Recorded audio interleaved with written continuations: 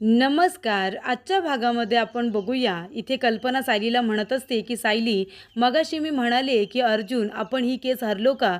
ते मी म्हणायला नको होतं ना, त्यामुळेच अर्जुनला जास्त वाईट वाटलं." तेव्हा सायली म्हणत असते, "नाही आई, ते कोर्टामध्ये असतानाच खूपच जास्त अस्वस्थ होते. तुमच्यामुळे त्यांना वाईट वाटलेलं नाही आहे आणि तुम्ही काळजी करू नका. थोड्या वेळाने ते स्वतः शांत होतील आणि खाली येतील बघा." तेव्हा कल्पना म्हणत असते, "पण सायली, तोपर्यंत आपण वाट बघू शकत नाही ना गं. चल आपण जाऊया, त्याच्याशी जाऊन बोलूया." तेव्हा सायली म्हणते, "आई तुम्ही काळजी करू नका. तुम्ही जा शांतपणे जाऊन आता झोपा. मी जाऊन त्यांच्याबरोबर बोलते आणि त्यांना समजावते." तेव्हा इथे सायली येते आणि दरवाजा नॉक करते आणि म्हणते, "अहो, दरवाजा उघडा ना. आता काही तुम्ही न खाता पिता माझ्याशी न बोलता आतमध्येच बसून राहणार आहात का? ठीक आहे. तुम्हाला जर तसं राहायचं असेल ना, तर मी सुद्धा न खाता पिता आता इथेच बसणार आहे."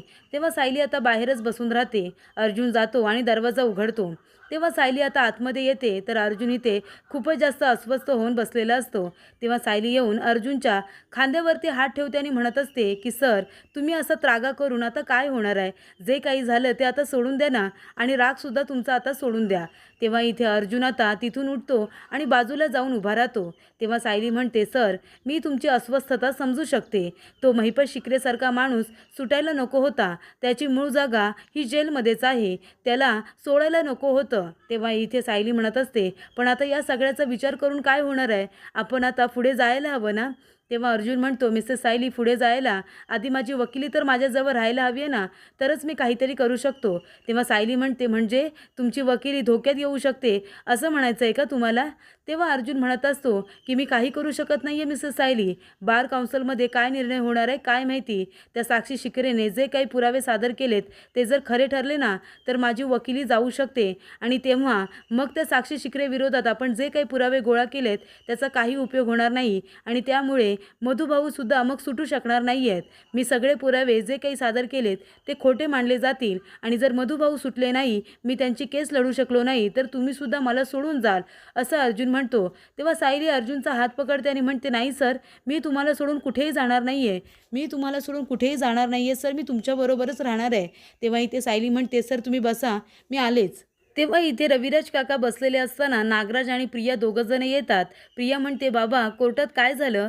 तेव्हा इथे रविराज काका म्हणत असतात, की "तो महिपत जामिनावरती सुटला." तेव्हा प्रिया म्हणते, "काय बाबा, तो महिपत सुटला? पण त्या अर्जुनने तर कोर्टामध्ये सगळे पुरावे सादर केले होते आणि त्यामुळे सिद्ध झालं होतं, की महिपत शिकरे गुन्हेगार आहे म्हणून. मग तो कसा काय सुटला?" तेव्हा इथे रविराज काका म्हणतात, "त्या साक्षीने असे पुरावे सादर केलेत, की ते पुरावे सगळे खोटे होते म्हणून आणि म्हणूनच आता पुन्हा त्यांची चौकशी होणार आहे." तेव्हा प्रिया म्हणते, "पण मग बाबा, साक्षीचं काय होणार? वात्सल्याश्रम मर्डर केसमध्ये साक्षी विरोधात अर्जुनने जे पुरावे गोळा केले होते त्याचं काय करणार आहे अर्जुन? तुम्हाला काही बोलला का? त्याची पुढची स्टेप काय असणार आहे?"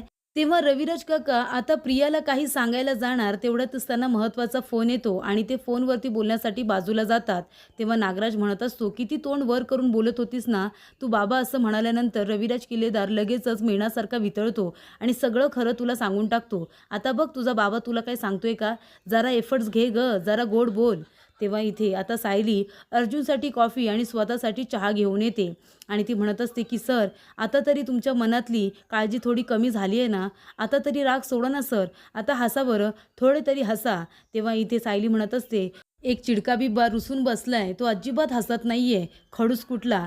तेव्हा इथे अर्जुन आता जोरात हसायला लागतो. तो म्हणतो, "मिसेस सायली तुम्ही पण ना?"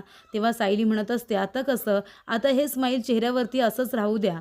आणि ती आता अर्जुनला कॉफी द्यायला जाणार तेवढ्यातच थांबते आणि चहा कॉफी एकमेकांमध्ये मिक्स करते. तेव्हा इथे अर्जुन म्हणतो, "मिसेस सायली तुम्ही काय करताय?" तेव्हा सायली म्हणते, "सर, चहा आणि कॉफीची फाईट करते. तुम्ही कॉलेजमध्ये असताना असेच चहा आणि कॉफी घ्यायचात ना?" तेव्हा इथे अर्जुन आता तो कप हातामध्ये घेतो आणि म्हणत असतो, की "अगदी बरोबर." तेव्हा सायली म्हणते, "मग मी सुद्धा तेच केले, चहा कॉफीची फाईट." तेव्हा इथे सायली म्हणते, "सर, मी तुमचा तो फ्रेंड आहे ज्याच्याबरोबर तुम्ही सगळं काही शेअर करू शकता. त्या मित्राला तुम्ही सगळं काही सांगू शकता." तेव्हा अर्जुन म्हणतो, की "चीअर्स." तेव्हा सायली म्हणत असते, "आणि आता तुमच्या मनामध्ये जे काही टेन्शन आहे ते सगळं सोडून द्यायचं आहे तुम्हाला." तेव्हा इथे अर्जुन आपल्या मनामध्ये म्हणत असतो, की "मिसेस सायली, तुम्ही चहा आहात आणि मी कॉफी आहे. पण आता हे चहा कॉफी जेव्हा एकत्र येतात ना, तेव्हा एक वेगळंच कॉम्बिनेशन होऊन जातं. एक वेगळीच टेस्ट येते. म्हणजे थोडीशी वेअर्ड पण खूपच जास्त युनिक आणि ती टेस्ट मला खूपच जास्त आवडते. चहा कॉफीची, असं अर्जुन म्हणतो. त्यानंतर इथे पवार आता घरी आलेले असतात. महिपत म्हणत असतो की पवार, मी इथे तुम्हाला कशाला बोलवलं आहे तुम्हाला माहिती आहे का? तेव्हा पवार म्हणतात, सर तुम्ही मला का बोलवलं आहेत, माझं काही चुकलं आहे का? तेव्हा इथे महिपत म्हणतो की अजिबात नाही, तुम्ही तर मला जेलातून बाहेर काढलं, तुमचं कसं काही चुकणार आहे? पण आता तुमची पुढची स्टेप काय असणार आहे ती मला सांगा. तेव्हा इथे पवार म्हणत असतात की पुढची स्टेप हीच असणार आहे की अर्जुन सुभेदारचं लायसन्स हे कॅन्सल व्हायला हवे, त्यांची वकिली रद्द व्हायला हवी. तेव्हा महिपत म्हणतो की मला प्रयत्न नको आहेत, मला रिझल्ट हवा आहे, मला वेळ बघायला आवडत नाही. आता तुम्हाला काय करायचं आहे ते मी सांगतो. आता जसं कोर्टामध्ये हे तुम्ही सादर केलं की माझ्या विरोधामध्ये जे पुरावे सादर केले होते ते खोटे पुरावे होते, तसंच तुम्हाला हे सुद्धा आता करायचं आहे की साक्षीच्या विरोधामध्ये जे काही पुरावे त्यांनी सादर केलेत ते सुद्धा खोटे आहेत आणि वात्सल्य आश्रम मेडर केस मला कायमची क्लोज हवी आहे, कायमची क्लोज. कळलं तुम्हाला? मी सांगतोय तसंच करायचं, त्या अर्जुन सुभेदारला नोटीस पाठवायची, असं महिपत म्हणतो. त्यानंतर इथे ॲडव्होकेट जोशीसुद्धा आता बार काउन्सिलच्या टीममध्ये असतो. त्यानंतर इथे चैतन्य म्हणत असतो की अर्जुन, आता आपण मेलो. आता हा ॲडव्होकेट जोशीसुद्धा बार काउन्सिलच्या चौकशीमध्ये आता मेंबर आहे. तो आता आपल्याला काही सोडणार नाही, म्हणूनच तो काल आपल्याशी पंगा घेत होता. तेव्हा इथे ॲडव्होकेट जोशी म्हणत असतात की साक्षी शिकरेने तुमच्यावरती आरोप केलेत की इथे चैतन्य गडकरी याने तिच्याबरोबर प्रेमाचं नाटक केलं, जेणेकरून तिच्या विरोधामध्ये पुरावे गोळा करता येतील म्हणून तिच्या मोबाईलमध्ये नको ते खोटे पुरावेसुद्धा भरून ठेवले होते. हे बरोबर आहे की नाही? तेव्हा अर्जुन म्हणत असतो की हे सगळं खोटं आहे. चैतन्य तिला फसवत नव्हता, चैतन्य तिच्यावरती खरं प्रेम करत होता. साक्षीने त्याच्या प्रेमाचा गैरफायदा घेतला, त्याच्याबरोबर प्रेमाचं नाटक केलं. तेव्हा इथे चैतन्य म्हणत असतो आणि जेव्हा मला कळलं तेव्हा मी तिच्याबरोबर प्रेमाचं नाटक केलं, नाहीतर आधी माझं तिच्यावरती खरं प्रेम होतं. तेव्हा अर्जुन म्हणत असतो की मूळ मुद्दा तुम्ही बाजूला ठेवताय. तिने आमच्यावरती असा आरोप केलेला आहे की आम्ही कोर्टामध्ये जे पुरावे सादर केलेत महिपत शिकरेच्या विरोधामध्ये ते सगळे खोटे पुरावे आहेत आणि मी तुम्हाला सांगू इच्छितो, मी जे काही पुरावे सादर केले होते ते सगळे खरे पुरावे होते आणि म्हणूनच ते कोर्टाला मान्य होते आणि महिपत शिकरेला शिक्षा झाली होती आणि मी आत्तासुद्धा ते पुरावे सादर करू शकतो. टेक्निकली ते खरे पुरावे आहेत हे सुद्धा सिद्ध करू शकतो.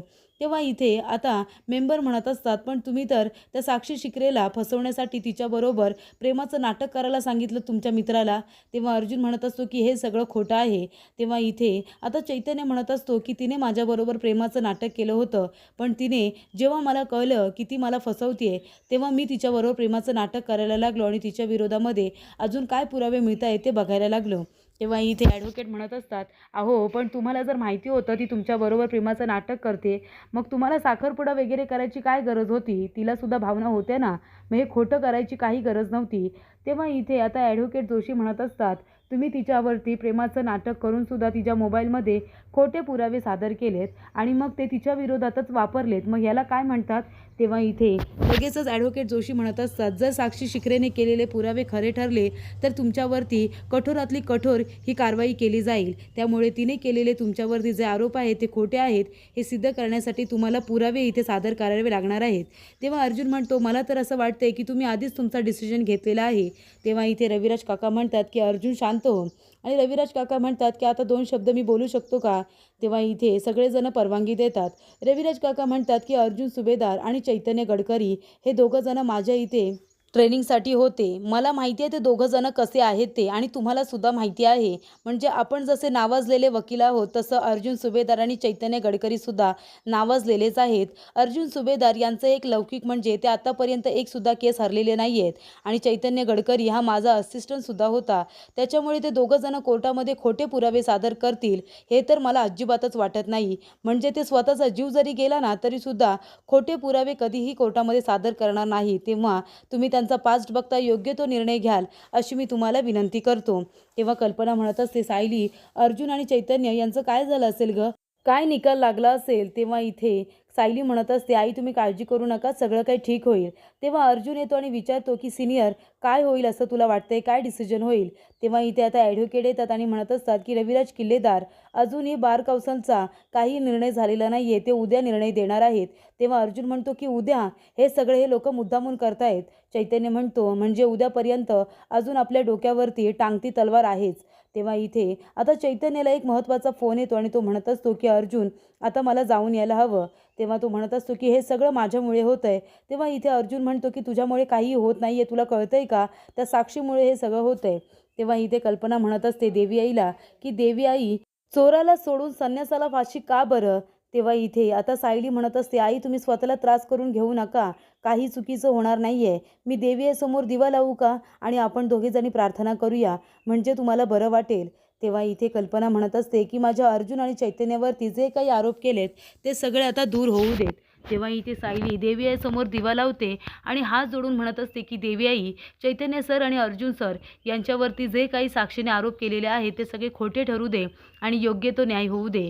तेव्हा इथे सायली आता प्रार्थना करत असताना इथं दिवा आता विजायला जातच असतो. तेवढ्यातच सायली आता आपल्या हाताने त्या दिव्याला सावरते आणि त्याला विजूसुद्धा देत नाही. तेव्हा इथे सायली आता टेन्शनमध्ये येते.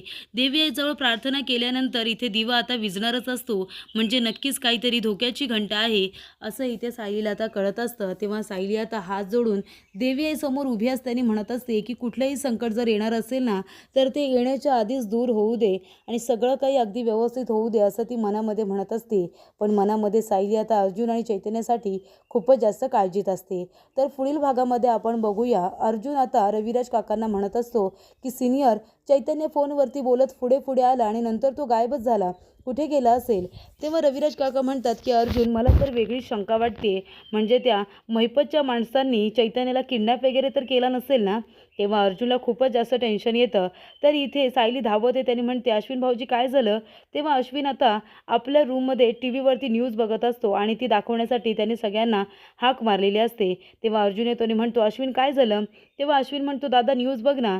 त्याच्यामध्ये आता इथे चैतन्याने प्रेस कॉन्फरन्स बोलावलेली असते आणि त्याच्यामध्ये चैतन्य म्हणत असतो की हे जे काही घडलेलं आहे, साक्षी शिकरेने जे काही आरोप केलेले आहेत ते सगळे खोटे आहेत. तिने माझ्या रागापोटी आता इथे राग काढावा म्हणून अर्जुनला सुद्धा या प्रकरणामध्ये गोवलेलं आहे, नाहीतर अर्जुनचा या सगळ्याशी काही संबंध नाही आहे.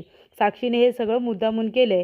जे काही आहे ते साक्षी आणि माझ्यामध्ये आहे. अर्जुनची या सगळ्यामध्ये काही चुकी नाही आहे. त्याच्यामुळे अर्जुनचं नाव मध्ये घेऊ नका चैतन्य.